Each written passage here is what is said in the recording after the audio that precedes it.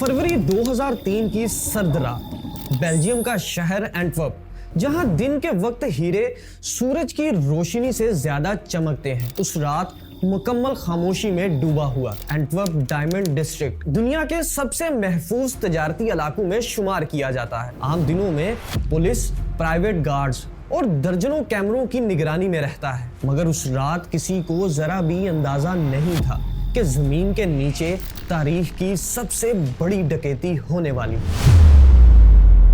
Diamond centre की इमारत के नीचे मौजूद वो वॉल्ट जिसके बारे में कहा जाता था कि इसे तोड़ना नामुमकिन है, उस वक्त बंद था। ये कोई आम वॉल्ट नहीं था, इसका लॉक एक ऐसा मैकेनिज्म था जिसमें 100 मिलियन मुमकिना कॉम्बिनेशंस थी और इसके इर्द गिर्द इंफ्रारेड हीट सेंसर नस्ब थे जो इंसानी जिस्म की मामूली सी हरारत को भी पकड़ लेते थे। जमीन की हल्की सी जुम्बिश महसूस करने के लिए सेस्मिक सेंसर लगे थे। डॉपलर रडार हरकत को डिटेक्ट करता था और मैग्नेटिक फील्ड रडार इस बात को यकीनी बनाता था कि अगर वॉल्ट के दरवाजे के दो मखसूस हिस्से 1 मिलीमीटर भी अलग हो तो फौरन खतरे का सिग्नल बज जाए। ऊपर से इमारत के अंदर एक निजी सिक्योरिटी फोर्स मौजूद थी जो 24 घंटे गश्त करती थी। लेकिन दोस्तों, इस नाकाबिले तस्खीर नजर आने वाले निजाम के पीछे एक शख्स था जो 2 साल से खामोशी से उस दिन का इंतजार कर रहा था। इस शख्स का नाम था लियोनार्डो नोटार बोर्टोलो। वो किसी फिल्मी डाकू की तरह हथियार लेकर नहीं आया था, ना ही उसकी शख्सियत किसी मुजरिम जैसी थी। वो एक ऐसा आदमी था जो मुस्कुरा कर बात करता था, गार्ड्स को नाम से जानता था और उस इमारत में उसने बाकायदा एक दफ्तर किराए पर ले रखा था। उसी दफ्तर की वजह से उसे वॉल्ट तक कानूनी रसाई हासिल थी और यही इसकी सबसे बड़ी ताकत। 2 साल तक नोटार बोर्टोलो ने कोई जल्दबाजी नहीं की। वो बार बार वॉल्ट में जाता जैसे एक आम बिजनेसमैन जाता। वो सिक्योरिटी को देखता, गार्ड्स की शिफ्ट्स नोट करता, सेंसर्स की जगह जहन में बैठाता और हर उस चीज को समझने की कोशिश करता जिसे बाकी लोग नाकाबिले शिकस्त समझते थे। दोस्तों, उसी दौरान उसने मुबैना तौर पर वॉल्ट के दरवाजे के ऊपर एक छोटा सा कैमरा नस्ब किया जो गार्ड्स की नकलो हरकत और लॉक के इस्तेमाल को रिकॉर्ड करता था। ये रिकॉर्डिंग एक आम फायर एक्सटिंग्विशर के अंदर छुपे आले में महफूज होती रही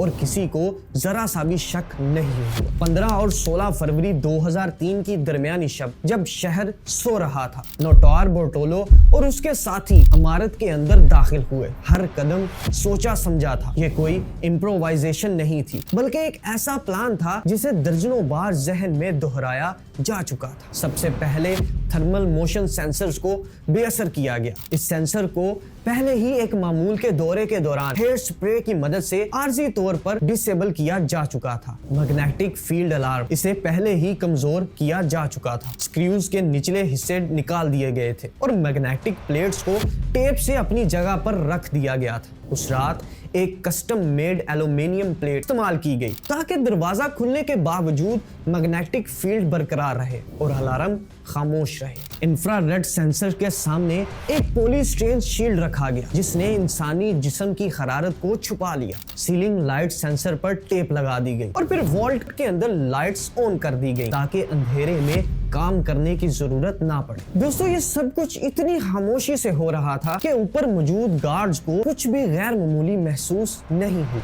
इसके बाद वॉल्ट डोर को एक खास 3 जहती 2 हिस्सों पर मुश्तमिल चाबी और दुरुस्त कॉम्बिनेशंस की मदद से खोला गया। दरवाजा खुलते ही डे गेट को 2 बार से आहिस्ता आहिस्ता तोड़ा गया। हर आवाज नापी हुई थी, हर हरकत कंट्रोल में थी। ये कोई खौफजदा चोर नहीं थे, बल्कि ऐसे लोग थे जो जानते थे कि वो क्या कर रहे हैं। दोस्तों, वॉल्ट के अंदर 199 सेफ डिपॉजिट बॉक्सेस मौजूद थे और हर एक बॉक्स दूसरी सिक्योरिटी का हामिल था। चोरों के पास एक कस्टम मेड हाथ से चलने वाला आला था जिसकी मदद से उन्होंने एक एक करके 109 बॉक्सेस तोड़ डाले थे। हीरे, सोना, चांदी और कीमती जेवरात बैग्स में मुंतकिल किए जाते रहे। दोस्तों, जब काम मुकम्मल हुआ तो वो इस खामोशी से वापस निकल गए जिस खामोशी से आए थे। एंटवर्प की सड़कें अब अभी भी खाली थी और दुनिया को अभी तक मालूम ही नहीं था कि $100 मिलियन से ज्यादा मालियत के हीरे चंद घंटे पहले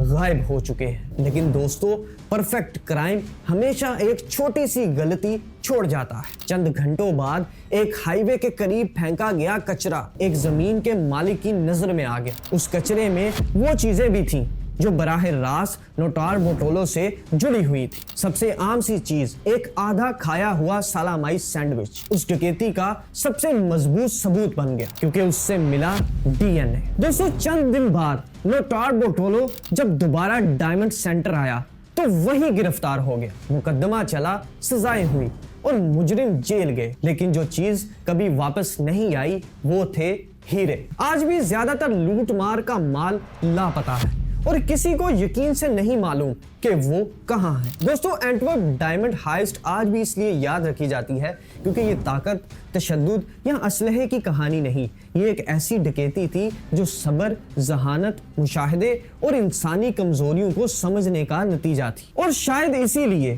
तारीख इसे अब भी एक ही नाम से जानती है, the heist of the century. Subscribe.